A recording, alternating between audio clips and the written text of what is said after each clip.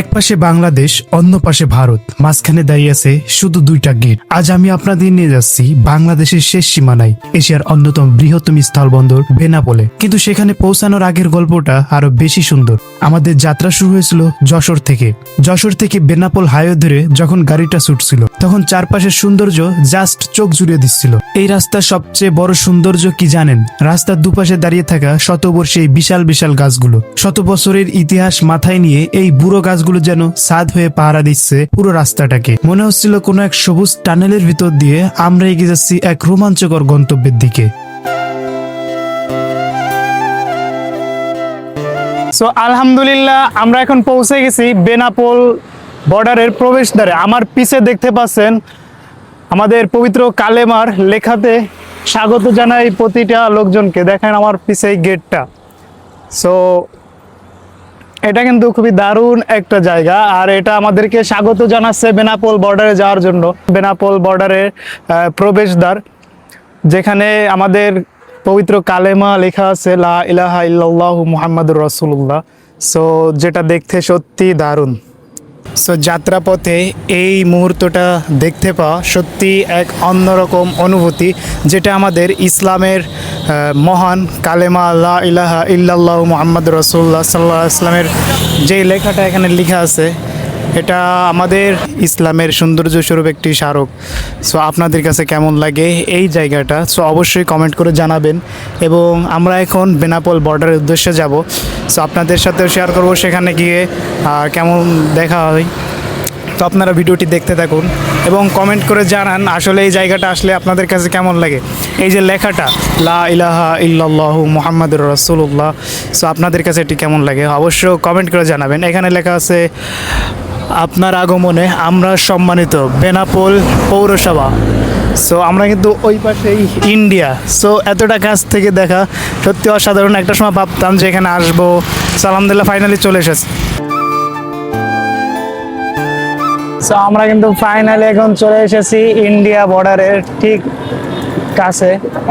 ওই সামনে কিন্তু ইন্ডিয়া বর্ডার দেখা যাচ্ছে। সো আমরা ওখানে যাব। ভিসা পাসপোর্ট ছাড়া আপনি ঠিক এতটুকু কাছে আসতে পারবেন ইন্ডিয়ার।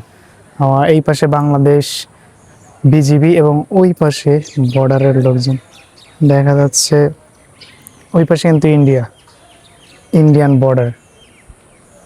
সো আমাদেরকে এটা দূরত্বে ভিডিও করতে দেওয়া নিষেধ করতেছে, যার কারণে আমি ওইদিকে গিয়ে দেখাইতে পারলাম না। সো এটা খুবই দুঃখের বিষয়, এত দূর থেকে এসে জাস্ট ওটার কাছে যাইতে পারতেছি না। তো ভিসা পাসপোর্ট স্যার আপনি জাস্ট এইটুকু আসতে পারবেন।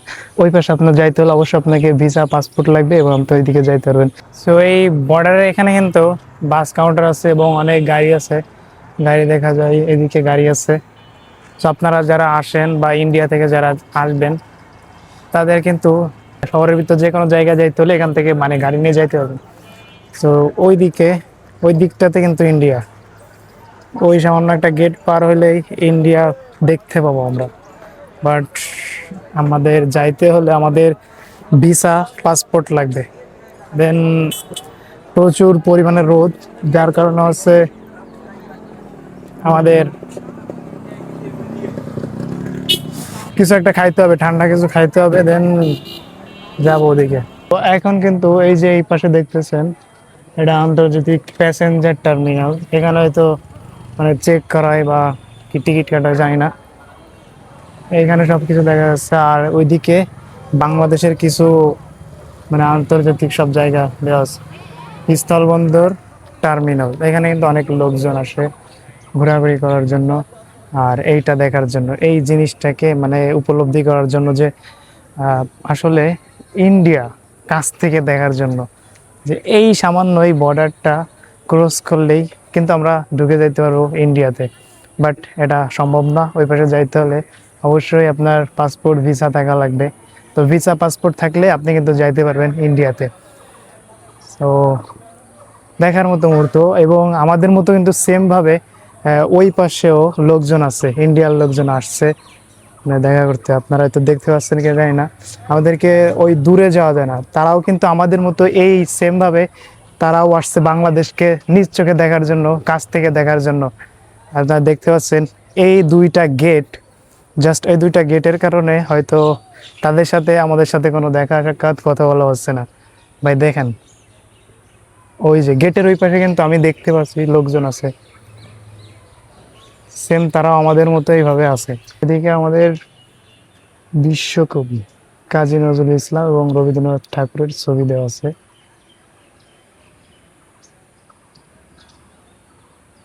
অদ্ভুত এক অনুভূতি কাজ করছে এখানে এসে, কিন্তু দুঃখের বিষয় যদি ওই কাজটায় যাইতে পারতাম অনেক ভালো লাগতো, বাট এখানে বিজিবি চেকপোস্টে বিজিবিরা আছে, তারা কিন্তু ওইদিকে যাইতে দেয় না। সো আপনারাও যারা আসবেন এখানে এসে দেখবেন কাছ থেকে ইন্ডিয়া দেখতে চান, তারাও কিন্তু এইটুকুই যাইতে পারবেন, এরই বেশি কিন্তু আপনারা যাইতে পারবেন না। সো এখন আমরা চলে যাব। অনেক লোকজন এখানে আসে, আর খাবার তাও অনেক কিছু পাবেন। আর বিশেষ করে যে আমরা এখানে আসছি, তো আমাদেরকে ওই পাশে যাইতে দেওয়া হয় নাই, যার কারণে মনটা খারাপ লাগলেও কিন্তু মানে এক অদ্ভুত অনুভূতি কাজ করছে ভিতরে। তো আসলেই কাছ থেকে এভাবে ইন্ডিয়া দেখবো একটা সময় ভাবতাম, বাট আজ সেটা ফাইনালি পূরণ হলো। তো ইনশাল্লাহ কোনো একদিন আল্লাহ যদি তৌফিক দেয় দেশের বাইরেও ঘুরতে যাব। সো আজকের ভিডিওটি এই পর্যন্ত। কি ভিডিওটি ভালো লাগলে অবশ্যই লাইক, কমেন্ট, শেয়ার অ্যান্ড চ্যানেলটি সাবস্ক্রাইব করে রাখবেন।